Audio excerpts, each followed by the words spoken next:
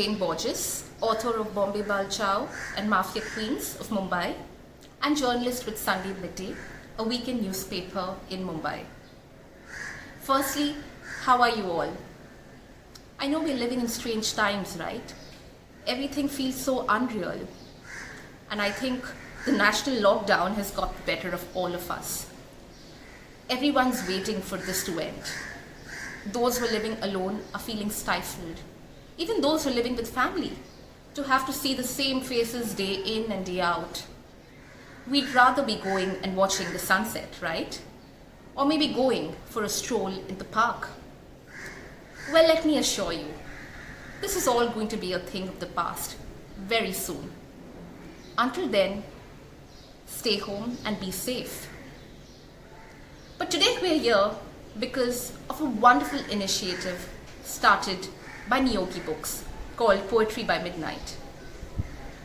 What a lovely way to comfort ourselves in these weird, strange times. Words and verse. Today I'll be reading a poem by Tishani Doshi. Now Tishani, along with Akhil Katyal and Sumana Roy, are some of my favorite poets because they write a lot about contemporary issues. The poem that I will be reading is called Girls Are Coming Out of the Woods. Incidentally, when the poem was published, it was around the same time as the Me Too movement. And for me, reading this poem brought out all those emotions that I'd been keeping within myself. It's a very powerful poem.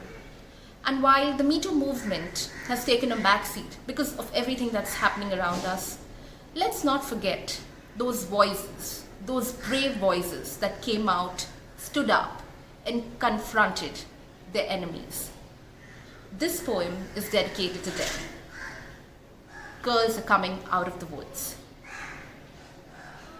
Girls are coming out of the woods, wrapped in cloaks and hoods, carrying iron bars and candles and a multitude of scars, collected on acres of premature grass and city buses, in temples and bars.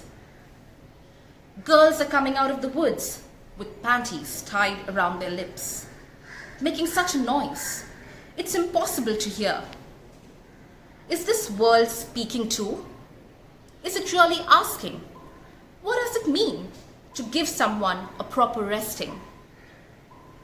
Girls are coming out of the woods, lifting their broken thighs, leaking secrets from unfastened ties, and all the lies whispered by strangers and swimming coaches and uncles, especially uncles, who said spreading would be light and easy, who put bullets in their chest and fed their pretty faces to fire, who sucked the mud clean off their ribs and decorated their coffins with briar.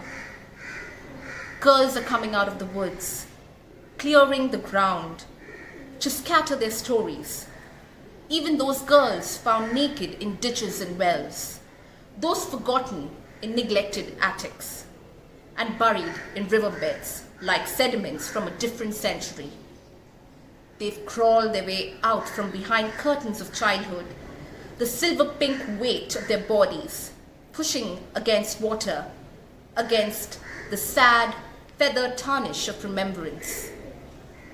Girls are coming out of their woods the way birds arrive at morning windows, pecking and humming, until all you can hear is the smash of the minuscule hearts against glass, the bright desperation of sound, bashing, disappearing.